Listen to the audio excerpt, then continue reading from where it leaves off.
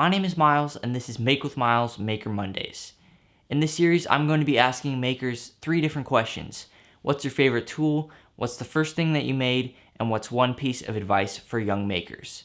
Let's go. I love the bandsaw because it's just, there's so many options with a bandsaw. Like you can make so many things with it, and as a sculptor, it was, when I got a bandsaw, it just changed how many different things that I could make. You can make a whole bunch of different styles of cuts, rib cuts and cross cuts, and then like scrolling cuts. So I like going to the bandsaw as much as possible. Did a lot of like models with my dad. So like plastic car models, we made tons of them.